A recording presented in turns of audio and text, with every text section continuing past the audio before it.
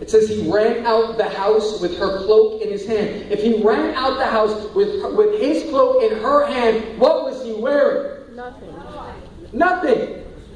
Birthday suit. Butt naked. Look at his decision. I'm going to run out here and I'm going to look crazy. But I'd rather look crazy than do crazy. I'd rather look ridiculous than be ridiculous. I'd rather look like I have no sense than have all the sense in the world. And you're not going to understand why I responded like this, but you're not really fully aware of all the terms and the dynamics in this scenario. So you think I'm dumb for throwing away my smartphone, but my smartphone is making me dumb, so I went back to a flip phone. Why'd you get rid of the internet in your house? Because I couldn't trust myself. Why'd you get rid of the cable in your house? Because I couldn't trust myself. So I'd rather not have what everybody else has, so I can really have what God has. Oh, there comes a place where you get so tired of trying to keep up with appearances that you only actually look like a man of God. You want to be a man of God. You want to be a woman of God. I don't care if it's not publicized. I perform, I stand, I live for the audience of one and an audience of one only. His name is Jesus. He knows what no one else knows. He can see what nobody else can see. And all I care about is that he thinks of me.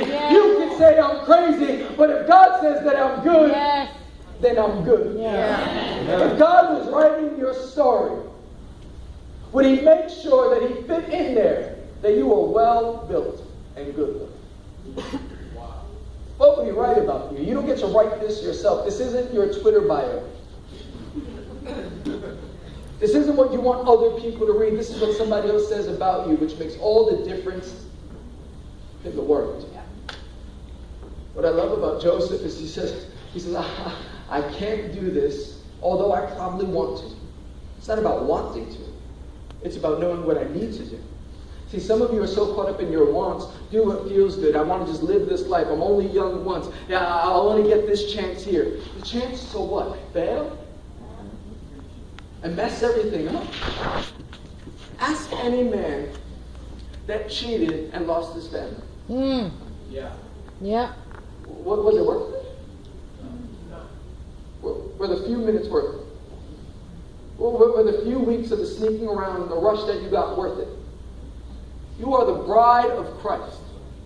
If what you're doing does not match up with the structure and the system and how God has called us to live, you are just as guilty as any man or woman that has ever cheated. Right. Oh, it's easy to identify with Joseph, but nobody wants to admit that they're Potiphar's wife. Wow.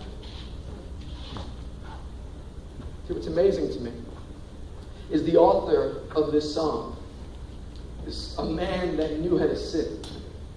Come on, David knew how to sin.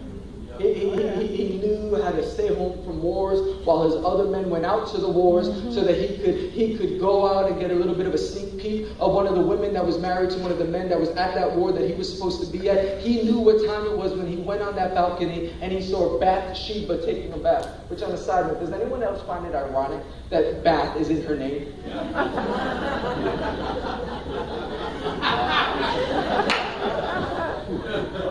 I think, well, I think Bathsheba knew what she was doing too.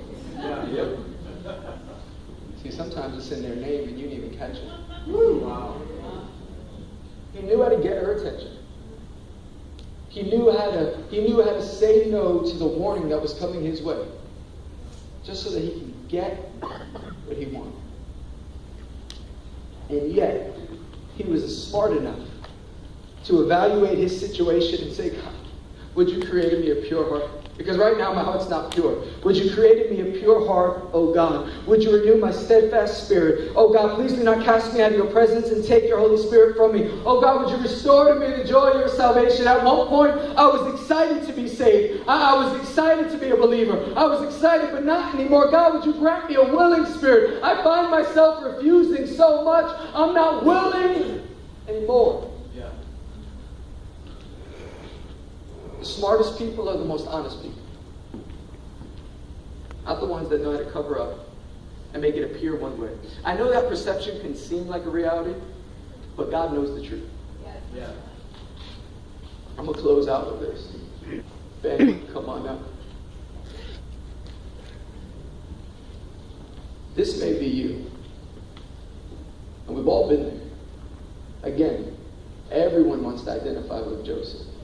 But I think we have a lot more Potiphar's wives than we realize. A lot of us have a lot of those Potiphar's wife tendencies. Some of you can't remember the last time you had a pure thought. It's a struggle for you. You had a pure heart. If you're plotting against someone, if you're looking at life and beating out somebody else, I'm going to prove them wrong. I'm going to show them how right I am. That's never a motive for a God there. Nope. God's motives are never to prove anyone else wrong. It's just only to show that God's right. His sovereignty will work it all out. I hate the narrative that so many of the urban preachers preach with when they say, oh, watch out for your haters. And when the haters see how good you do, like, that seems good, but the hater needs Jesus too. Yeah. Your goal should never be to expose